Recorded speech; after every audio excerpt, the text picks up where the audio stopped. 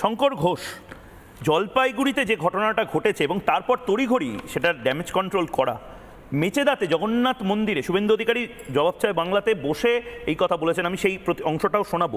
কিন্তু এগুলো যদি আমার আবারও কথা, এগুলো যদি অন্য কোনো ধর্মের অন্য কোনো প্রতিষ্ঠানে হতো, আমি নাম করছি না, তাহলে হয়তো যক্ষ হয়ে যেত, কিন্তু দক্ষ হয়ে যেত। কিন্তু আমাদের যেন সহিংসতা এবং মানে আমাদের যেন টলারেন্সেরই দায় সমস্ত, সেগুলার আমাদের জন্যই। অনেকদিন পর আসলাম তোমার স্টুডিওতে। প্রথমত বলি, যে শিক্ষায় আমি এখানে যারা প্রচারকরা আছেন, মহারাজরা আছেন, যারা সন্ত তারা আছেন, আমি এই বিষয়ে খুব কম জ্ঞানী। তবে আমি যে শিক্ষায় বড় হয়ে উঠেছি সেই শিক্ষায় মন্দির দেখলেও যেভাবে আমি প্রণাম করি, মসজিদ দেখলেও সেইভাবে প্রণাম করি, গির্জা দেখলেও সেইভাবে প্রণাম করি। মানে আমার এই শিক্ষায়, আমি আমার বাড়ির যা শিক্ষা সেই শিক্ষায় বড় হয়ে উঠেছি। এবং আমি জানতাম যে সত্যি অন্নের গন্ধ, ভাতের গন্ধ সব গন্ধর থেকেই অনেক বেশি কাম্য মানুষের কাছে। হঠাৎ করে সৌম্যদার বক্তব্যে আমার শিয়ালের কথা মনে হচ্ছিল, যেভাবে হুক্কা হুয়া করা হচ্ছে। এবং আমি খুব খুশি, আমার মনে হয় একজন বলছিলেন অস্তিত্বের এটা লড়াই। এই যে সবাই একসাথে নেমেছে না, এটা ভীষণ দরকার ছিল। কেন দরকার ছিল জানেন? আমি ছোটবেলার শিক্ষার থেকে নিজেকে সরিয়ে নিয়ে এসেছি বাস্তবের অভিজ্ঞতার ভিত্তিতে।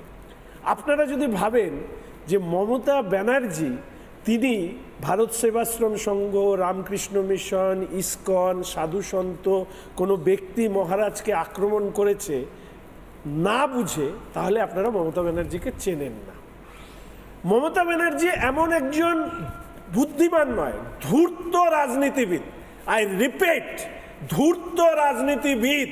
উনি জানেন কোন ফেজে কোন মানুষের সংখ্যা বেশি।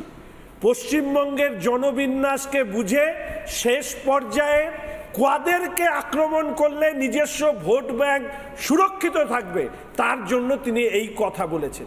এবং আমি আপনাকে বলছি, মমতা ব্যানার্জি তার অতি ধূর্তামির ফলে ভবিষ্যতে, আমি বলছি ভারতীয় সনাতন সংস্কৃতি, তাদের উপাসনা পদ্ধতি, আচার, তাদেরকে যারা সম্মান করে তাদেরকে ঐক্যবদ্ধ করবার রাস্তা তিনি খুলে দিয়েছেন। শুধু মমতা ব্যানার্জি কেন, রাজ্যের বাম দলেরা যারা ফেস টুপি পরলে বলে ধর্মনিরপেক্ষ আর গেরুয়া বসন পরলে সাম্প্রদায়িক, এই যে বাতাবরণ তৈরি করেছিল তথাকথিত ধর্মনিরপেক্ষতার বাতাবরণ, আমি বারবার এই যন্ত্রণা হয়। আমি ব্যক্তিগতভাবে ধর্ম পালন নিয়ে আমি কোনোদিন, আমি কোনো যে কেউ যে কারো ধর্ম পালন করতে পারে, কিন্তু সংগঠিতভাবে যে ধর্ম পালন হয় সেই ধর্ম যখন অন্যের উপরে আঘাত আনে তখন তো সেই ব্যাপারে মুখ খোলা দরকার। যারা তথাকথিত ধর্মনিরপেক্ষতার কথা বলেন, আমি পশ্চিমবঙ্গের সীমান্তবর্তী জেলায় তাদেরকে বলবো গিয়ে বাস করতে, দেখে আসতে। লজ্জা হয় না? একজন গেরুয়া বসনদারির কাছে এই অভিযোগ তোলা হচ্ছে বিশেষ রাজনৈতিক দলের হয়ে তিনি ভোট চাইছেন। আমি তো উল্টো জানি, এখানে বঙ্গীয় ইমাম পরিষদ তারা নির্দিষ্টভাবে লিফলেট ছাপিয়ে ভোট চাইছে বিশেষ রাজনৈতিক দলের পক্ষে অন্য রাজনৈতিক দলকে হারাতে। লজ্জা হয় না?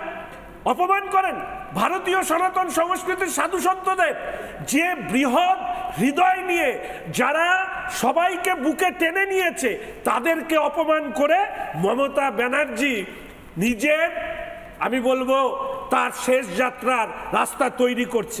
এখনই শুনলাম রামদেবকে কামদেব বলে বলা হচ্ছিল। ময়ূক, তোমার মনে আছে ফ্রান্সে একটা কার্টুন আঁকা হয়েছিল বলে একের পর এক নিরপরাধ মানুষকে গুলি করে মারা হয়েছিল? কার্টুনে কি ছিল? পরবর্তীকালে সেই কার্টুনকে নিয়ে এই পশ্চিমবঙ্গে, এই ভারতবর্ষে যারা রাস্তায় নেমেছিল তারা কার্টুনকে সহ্য করতে পারে না। আর আজকের দিনে দাঁড়িয়ে রামকৃষ্ণ মিশন, সাধুকারাতে কি হলো? সাধুকারাতে রাত্রি ৩টের সময় এই আশ্রমিক সাধুদের মাথায় বন্দুক ঠেকিয়ে বের করে দেওয়া হলো, শিলিগুড়ি শহরের বিভিন্ন প্রান্তে তাদেরকে ছেড়ে দিয়ে আসা হলো তাদের ওই জমি লুট করবার জন্য। এবং আমি যখন প্রথম মুখ খুললাম এবং মুখ খোলার পরে আজকে ওই সাধুদের হাতে কাগজ দিয়ে আসতে বাধ্য হয়েছে মেয়র মিউটেশনে। পুলিশ হচ্ছে তালা লাগিয়েছিল, এই পুলিশ তৃণমূল দুষ্কৃতী।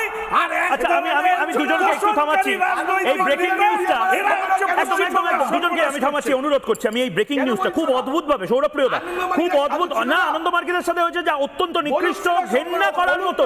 কিন্তু মমতা বন্দ্যোপাধ্যায়ের উচিত যারা আনন্দ মার্গী হত্যাকাণ্ডের মূল পান্ডা তাদেরকে গ্রেপ্তার করা। মমতা বন্দ্যোপাধ্যায় শুধু কথা বলে যান, কেন গ্রেপ্তার করেন না আমি জানি না। 21শে জুলাইয়ের ক্ষেত্রেও তাই।